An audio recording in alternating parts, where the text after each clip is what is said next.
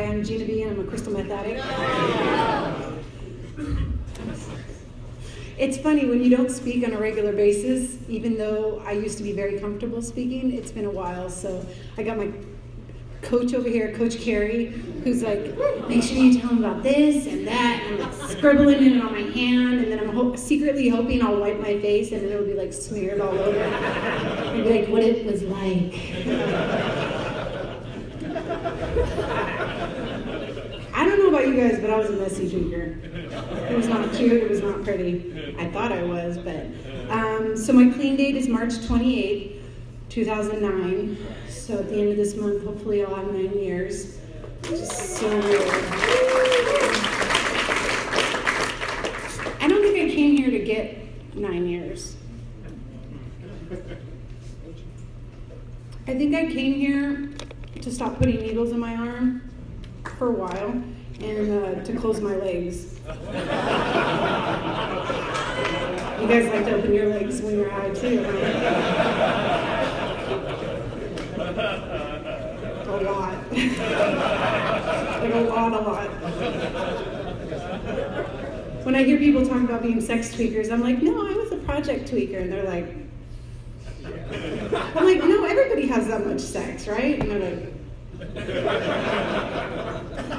I'm super lucky to be in CMA. I think I've only run into one partner.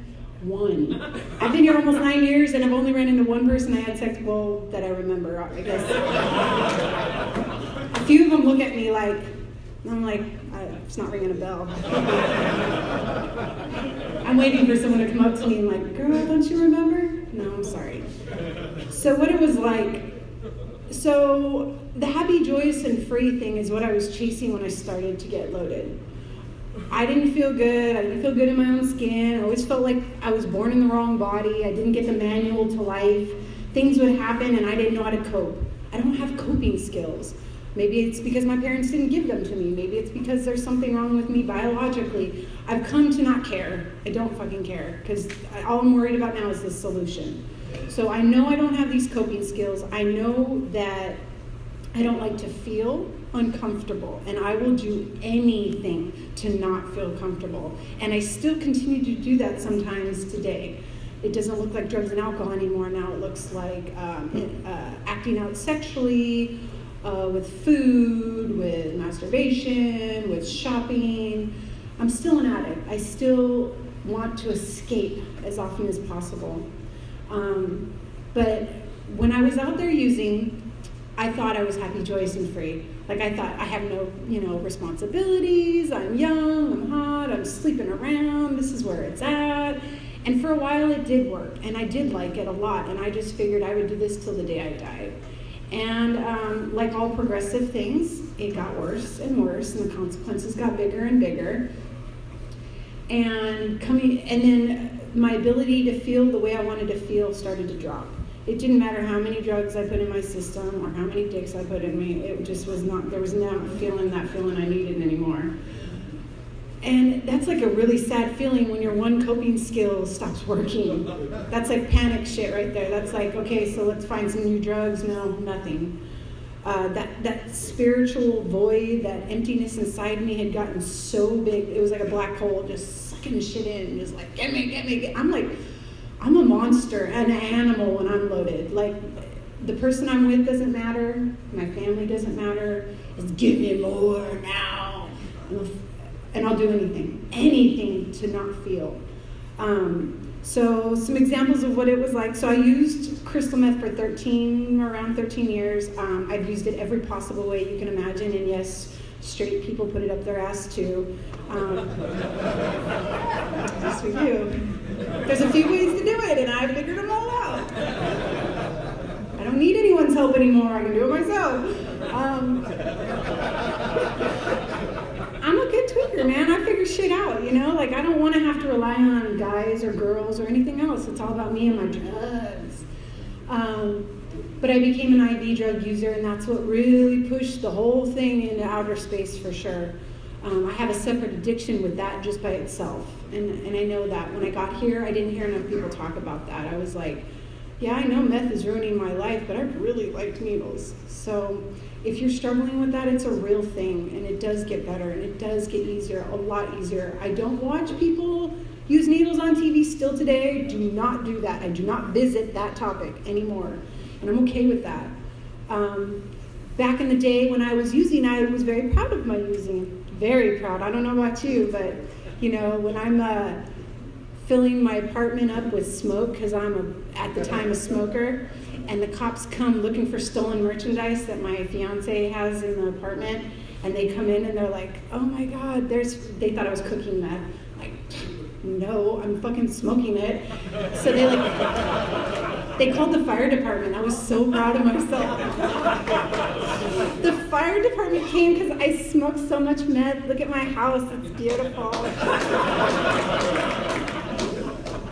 As they're like going through my apartment, and it's like, lube on everything. There's tripods everywhere. There's like porn everywhere, and smoke. And they're just like looking at me with this disgust, like, what the fuck is wrong with you? And I was like, this is where it's at, guys. You don't even know. I look back on it, I'm just like, what the fuck could have been going? I mean, they're open, like, there are drawers full of sex toys, and I mean, it was like there was no inch of my apartment that wasn't disgusting in some way. I'm not saying those things are disgusting, but in that setting, it was pretty gross. It was not clean either. But this is the kind of stuff we do when we're out there. We tell ourselves that this is okay, that this is normal, that this is how it is. And I used to try and find pride in it. If I find pride in it, I'm choosing this life. I'm not crystal meth's bitch. I'm choosing to do this. But I didn't have a choice for a very, very long time. I think I lost the choice probably a month into it. It was like, yes. I'm also a big fat liar when I use crystal meth. I'm a big fat liar anyways, I think, which is why I run a very honest program, because I feel like it's like drugs. If I kind of start stepping into dishonesty, it's on and cracking. And I'm not very good at keeping my lies together, so when I'm out there, I will lie about anything to make you want to sleep with me, give me drugs, feel sorry for me, the whole spiel, whatever it takes to get what I want. I will go to the doctor's office and tell the doctor that I have a spider bite on my arm and I just need a little antibiotics for it. And as they're drawing lines on my arm here and here, and they're drawing lines, and I'm like, what's that got to do with my antibiotics that I need? And they're like, oh honey, your surgeon's coming in a minute. And I'm like, what do you mean surgeon? It's a fucking spider bite. They're like, yeah, no, it's not a spider bite and you're about to lose your arm. And I'm like, you guys are overreacting, like I'm fine. Like seriously, my arm's just a little swollen, it's just a little red. I mean, I'm good, just give me some antibiotics. But no, it was serious. And I'm not very good at injecting meth, turns out, but it doesn't stop me from doing it anyways.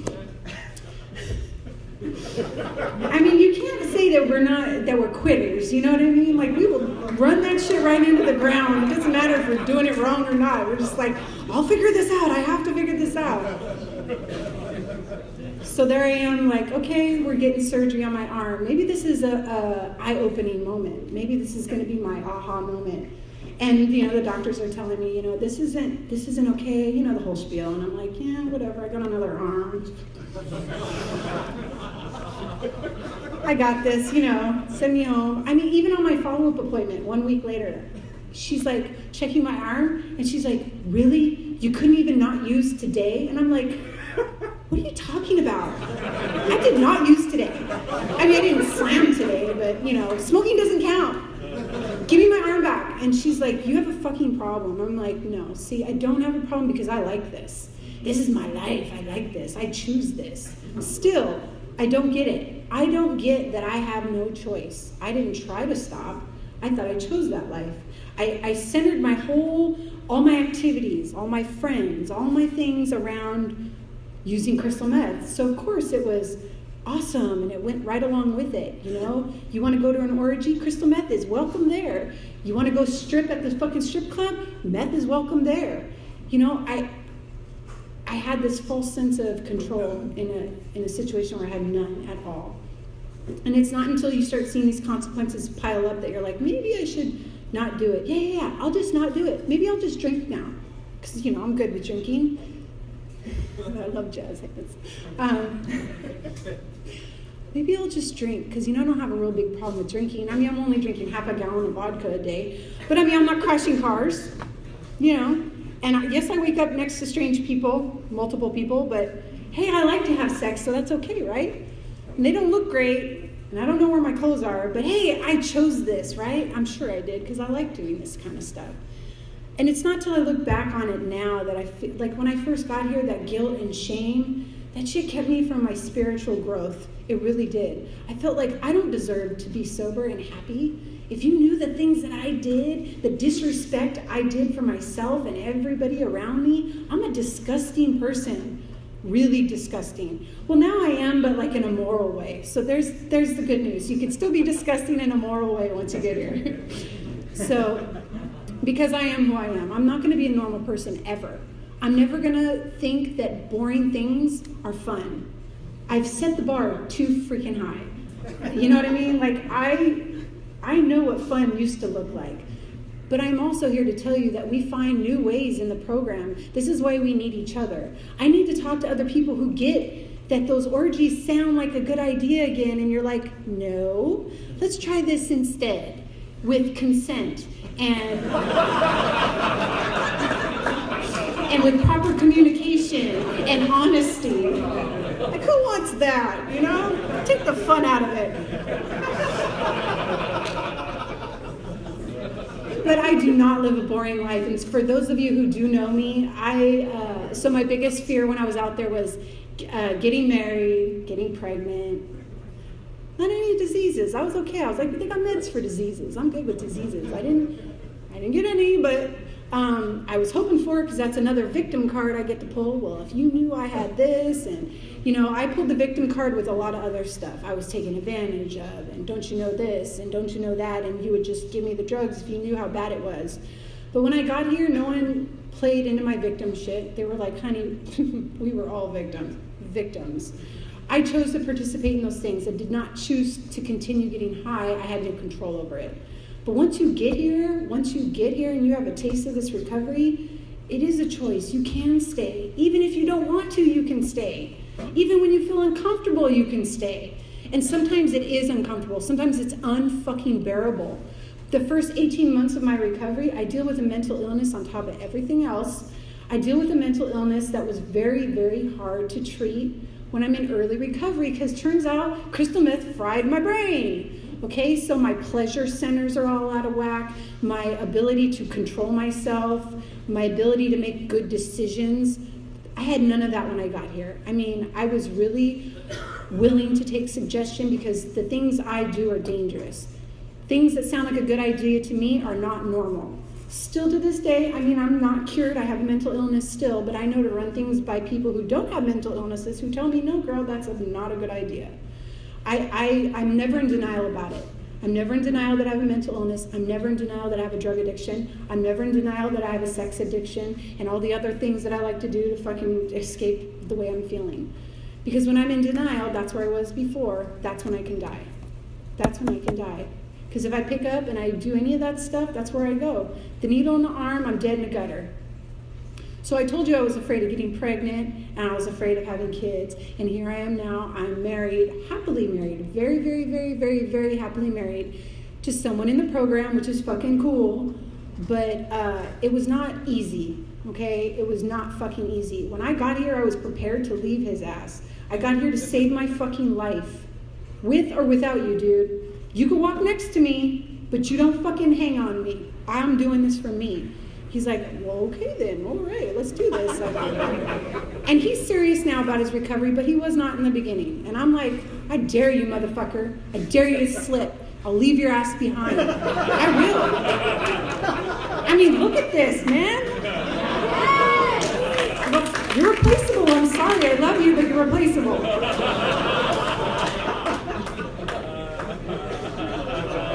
know what? It's not the physical. I shouldn't say like this. I don't mean the physical. I mean, deep down inside, I am a good person. I am worthy and I do deserve happiness. That's right. So it doesn't matter what I did before. That's not who I am. That's what I did. That's not who I am. If you're here, you have something inside of you that says, I want to be better. I want to be happier. And that's what this program gives us. So I told him, I'm getting clean. I'm doing this. You do it over there. Now we do it fucking right next to each other, but we still have our own program. And now I'm a mom. I'm like, no kids. No. I know what kind of person I am. Like, I still get weird when I hang around with other normal moms, and I'm like, I'm a slam and dope fiend whore. I'm a slam and dope fiend whore.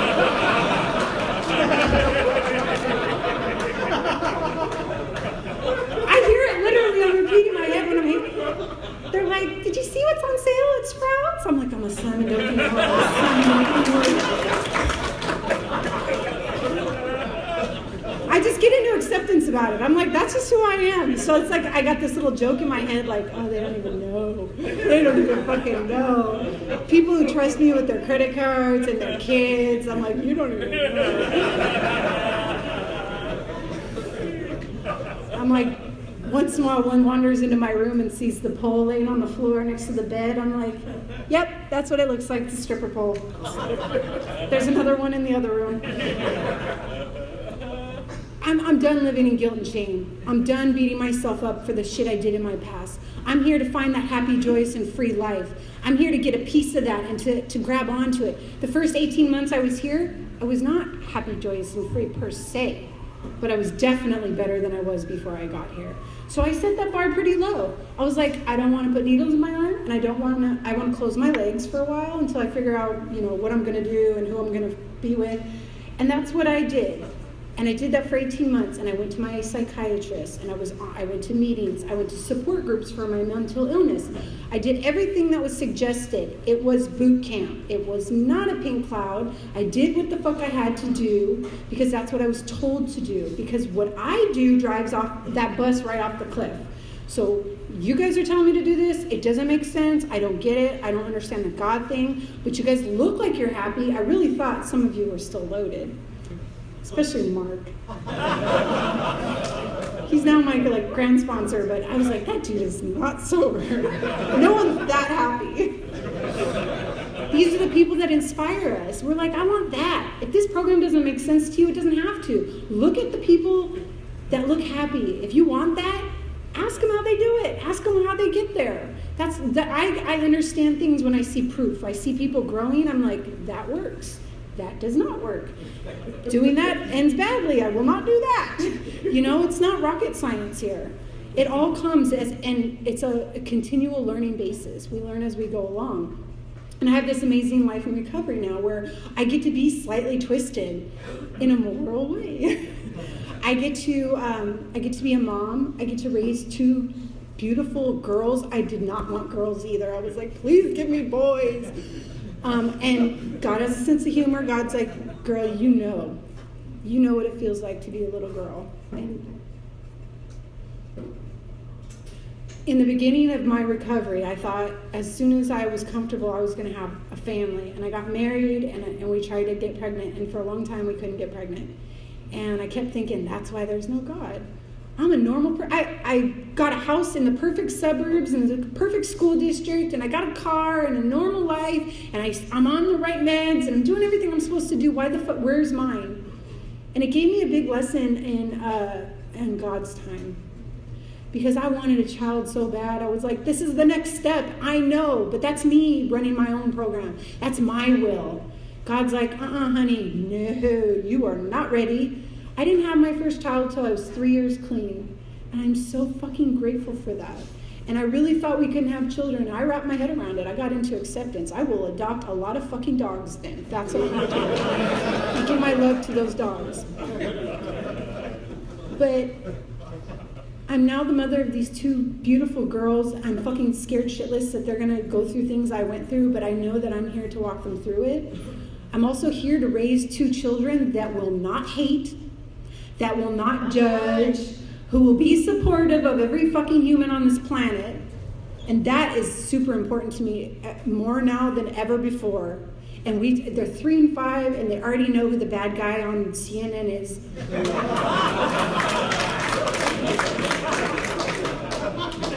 Bad guys and good guys, red guys and blue guys. We talk about it. They think of it like a superhero thing, you know? I hope I'm not offending anyone. They're my kids, and I get to do what I want. So anyways, you know, I hope I shared something. I heard a lot of newcomers, and I was really like, oh my God, there's the pressure to fucking bring some strong message, and I don't know if I have it because I'm just a slamming dope fiend whore. But I'm a happy slamming dope fiend whore. And I'm here to tell you, it always gets better. All bad feelings are temporary. They all go away. Losing a loved one, going through a death, losing your house, having to move, losing your car, having a flat tire, whatever the fuck it is, it goes away. It's temporary. Recovery has to stay steady because this isn't temporary. Okay, this is long term for me. If I stay here, all the other shit will just line up. It always does. Thanks for letting me share.